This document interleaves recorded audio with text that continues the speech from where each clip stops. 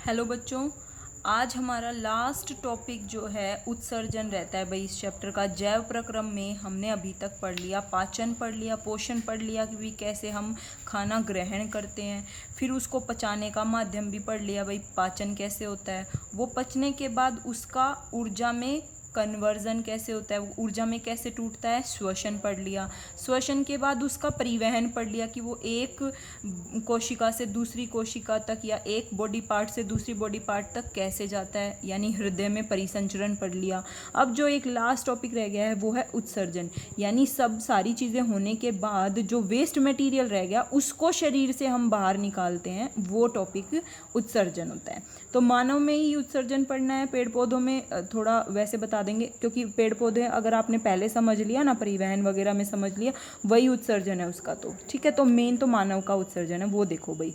तो उत्सर्जन अगर मैं अभिक्रिया आपसे बोलूँ कि भाई उत्सर्जन जो जैव प्रक्रिया है उसको कैसे एक्सप्लेन करोगे, तो आप कह सकते हो जो वज्र पदार्थ होते हैं, जो वेस्ट मटेरियल होते हैं या अपशिष्ट पदार्थ जो होते हैं, उसको शरीर से बाहर निकालने की विधि को उत्सर्जन कहते हैं। जो वज्र पदार्थ होता है वो बॉडी के अंदर किस फॉर्म में होता है, नाइट्रोजन वेस्ट के फॉर्म में होता है, यानी यूरिया और यूरिक अम्ल जो बोलते हैं। यूरिया, हिंदी में भी भाई यूरिया ही बोलेंगे इसको, और यूरिक अम्ल हिंदी में लिख लेना इसको, यूरिया या यूरिक अम्ल, ये होते हैं नाइट्रोजिनस वेस्ट बोलते हैं इनको, नाइट्रोजिनस वज्र पदार्थ बोलेंगे। ठीक है, तो ये जो हमारी बॉडी में बना है इसको हमें क्या करना है, शरीर से बाहर निकालना है। तो मानव शरीर में जो उत्सर्जन का जो मेन अंग होता है ना, वो कौन होता है भाई, वृक्क होता है, किडनी होती है। और ये देखो मैंने डायग्राम बना रखा है, ये हमारी जो दो वृक्क हैं, किडनी हैं, इनमें मेन जो है ना उत्सर्जन का कार्य होता है। ठीक है, तो पहले तो मैं ये वृक्क में क्या क्या होता है वो बाद में एक्सप्लेन करेंगे। पहले जो पूरा तंत्र है उसको समझ लेते हैं कि जब वृक्क में ये उत्सर्जन का काम होगा, यानी मूत्र का निर्माण होता है भाई वृक्क में, तो जब मूत्र का निर्माण होगा, वेस्ट मटेरियल बन गया, यूरिया बन गया, वो यूरिया यहाँ से होते हुए, कहाँ से, मूत्र वाहिनियों से, इनसे होते हुए कहाँ आ जाएगा, मूत्राशय में, और यहाँ पर आके क्या हो जाता है, स्टोर हो जाता है। जब यहाँ जो यूरिया है जो बढ़ जाएगा अगर, तो फिर उसको हम मूत्र मार्ग से बाहर निकाल देते हैं। ठीक है, तो ये तो प्रोसेस होगी। अब हमें ये समझना है कि वृक्क में ये जो मूत्र का निर्माण हो रहा है ये हो कैसे रहा है। ठीक है, तो देखो मैंने यहाँ पे दो चीज़ें लिखी हैं, बस ये दो समझ में आ जाएंगी तो पूरा एक्सप्लेन हो जाएगा उत्सर्जन प्रक्रिया। छोटी सी है बिल्कुल, पर बिल्कुल आसान है। देखो पहला क्या है, कोशिका गुच्छ निष्पंदन। सेकंड है पुनर्अवशोषण। तो कोशिका गुच्छ निष्पंदन मतलब होता है निकालना। क्या है इसका मतलब, इस कोशिका गुच्छ को पहले एक्सप्लेन करने के लिए ये डायग्राम समझना पड़ेगा वृक्क का। वृक्क के अंदर ये जो ऐसे लाइनिंग सी लगा रखी है ना भाई, ये लाइनिंग सी क्या है, वृक्काणु बोलते हैं इनको, नेफ्रॉन इनको हिंदी में बोलते हैं। और आपके पेपर में नेफ्रॉन का डायग्राम बनाना आ जाता है भाई। ठीक है, तो इसको ज़रूर ध्यान से देखें। नेफ्रॉन का मेन काम क्या होता है, उसको वेस्ट मटेरियल को बाहर निकालना। ठीक है, छानना, फिल्टर करना एक तरह से आप कह सकते हो।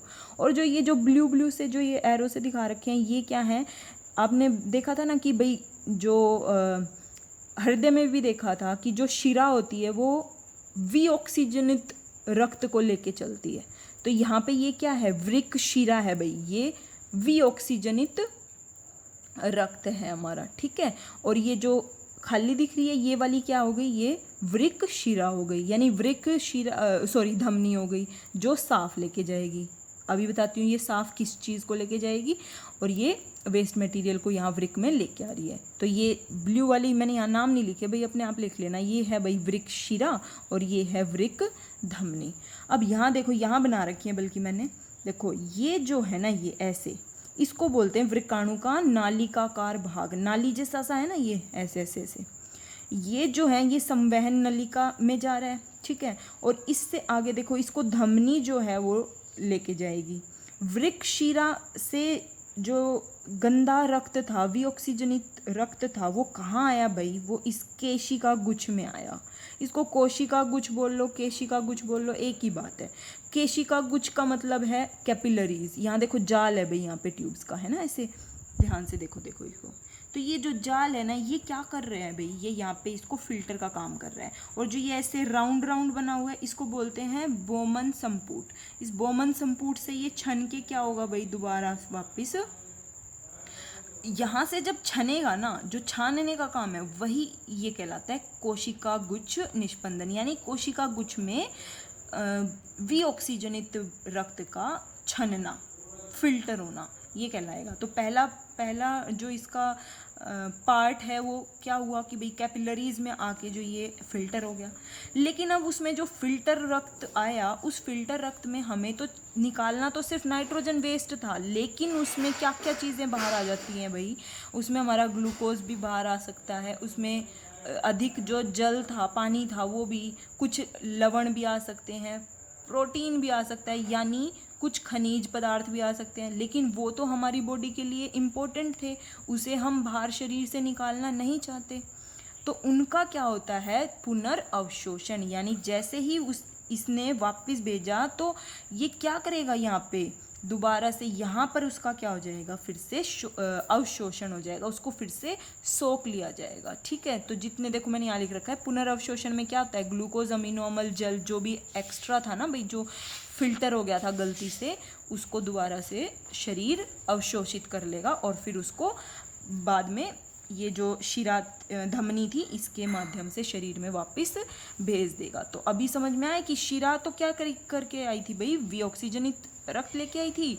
और लेकिन जो फिर इसको छान भी दिया, लेकिन फिर भी अगर कुछ सही मटेरियल रह गया था तो उसको धमनी फिर से वापस शरीर में सोख लेगी, अवशोषित कर लेगी। तो उत्सर्जन में दो ही प्रक्रिया हुई भाई, कोशिका गुच्छ निष्पंदन और दूसरा पुनर्अवशोषण। तो बस इतना ही है, बस आपको ये समझाना है कि ये व्रकाणु की वजह से ही क्या हो रहा है भाई? मूत्र का निर्माण। और वो मूत्र निर्माण अभी एक्सप्लेन किया ही था कि मूत्रवाहिनी से होते हुए मूत्राशय में इकट्ठा हो जाता है और उसके बाद मूत्र मार्ग से होते हुए बाहर निकल जाता है। अब हम पढ़ लेते हैं पेड़ पौधों में उत्सर्जन। तो मैंने बोला ना कि अगर आप पेड़ पौधों का, हमने जितने भी चीज़ें पढ़ी हैं तो वहाँ उत्सर्जन भी हमने साथ साथ ही पढ़ लिया था। कैसे? क्योंकि उत्सर्जन मेनली ऑक्सीजन का होता है भाई पेड़ पौधों में, या CO2 का होता है, या पानी का होता है। ये हम पहले ही पढ़ चुके हैं। देखो ऑक्सीजन CO2 रंध्रों की सहायता से आदान प्रदान होता है ना गैसों का, तो वो एक तरह से क्या हुआ? वो ऑक्सीजन भी फोटोसिंथेसिस, प्रकाश संश्लेषण में पौधों के लिए क्या है? एक वेस्ट मटेरियल है ऑक्सीजन। अब आप कहोगे कि यार वेस्ट मटेरियल कैसे? ऑक्सीजन तो उनको चाहिए। हाँ, ऑक्सीजन श्वसन के लिए तो चाहिए, लेकिन प्रकाश संश्लेषण में ऑक्सीजन क्या होती है? एक उत्पाद होता है जिसको वो बाहर निकालता है। ठीक है, तो ऑक्सीजन उत्सर्जित करेगा रंध्रों की सहायता से, और CO2 को कब निकालेगा? प्रकाश संश्लेषण में तो चाहिए, लेकिन श्वसन में CO2 को निकालेगा। यानी ये दोनों एक्सप्लेन हो गई। ऑक्सीजन को तो प्रकाश संश्लेषण में बाहर निकालता है रंध्रों की सहायता से, और CO2 को श्वसन प्रक्रिया में रंध्रों से बाहर निकालता है। और वाटर आपने देखा, जल कैसे? पत्तियों से वाष्पोत्सर्जन, अभी जस्ट एक्सप्लेन किया था मैंने। जब इसमें पौधों में जल का परिवहन समझाया था तो तब हमने बात की थी कि वाष्पो उत्सर्जन क्या होता है। वाष्पो उत्सर्जन मतलब जल का पौधों से वाष्पीकृत हो जाना, तो ये इस माध्यम से हो गया। और दूसरा जो होता है ना भाई, पेड़ पौधे जो है ना, बहुत सारे अपशिष्ट पदार्थों को अपने पत्तियों में भी इकट्ठा कर लेते हैं, और फिर वो पौधे जो हैं वो उन पत्तियों को अपने शरीर से अलग कर देते हैं, मतलब तोड़ देते हैं। ठीक है, तो वो अवशिष्ट पदार्थ निकल जाते हैं। और सबसे बड़ी बात है भाई, ये जो अवशिष्ट पदार्थ होते हैं, बेकार पदार्थ होते हैं, ये जो है कोशिका रिक्तिका में इकट्ठा होते हैं। और बहुत सारे जो पेड़ पौधे होते हैं ना, वो अपना वेस्ट मटेरियल गोंद या रेजिन के रूप में भी निकालते हैं। आपने देखा होगा बहुत सारे पौधों में गोंद बनता है, वो गोंद भी पेड़ पौधों के लिए क्या होता है? वेस्ट मटेरियल होता है, यानी उसको भी वो उत्सर्जित कर देते हैं। और जो अपनी आसपास की जहाँ वो जड़ें होती हैं ना, वहाँ इकट्ठा कर लेते हैं भाई, जो वेस्ट मटेरियल होता है ना, वहाँ इकट्ठा करते जाते हैं। सो बस इतना ही था भाई पेड़ पौधों में उत्सर्जन। तो ये जो चैप्टर है भाई, नाउ इट इज़ कंप्लीट। तो अब आई थिंक आपको ऐसा कोई टॉपिक नहीं होगा जो इसमें समझ में नहीं आया होगा। आई नो कि ये बहुत बड़ा चैप्टर है और बहुत सारी टर्म्स आपके लिए नई हैं इस चैप्टर में, लेकिन इंटरेस्टिंग है। मैंने पहले ही बोला था कि ये इंटरेस्टिंग है, सिर्फ समझने का है। अगर आपको समझ में आ गया तो आप अपनी लाइनों से भी एग्ज़ाम में इनको एक्सप्लेन कर सकते हो बहुत आसानी से। इस चैप्टर के ये चारों डायग्राम आप ज़रूर बना के देखें भाई, उत्सर्जन का भी, परिसंचरण हृदय का भी, श्वसन का भी और पाचन तंत्र का। ये 4 डायग्राम आपको बिल्कुल रटे होने चाहिए। इनके एक एक जो अलग अलग ऑर्गन्स के नाम हैं, अंगों के नाम हैं, वो भी आपको याद होने चाहिए। अगर आपको उत्सर्जन में कोई चीज़ नहीं समझ में आई है तो आप मुझे मैसेज करके बता देना। So thank you for this chapter and अब हम अगले वीडियो में अपने अगले चैप्टर से स्टार्ट करेंगे, ठीक है।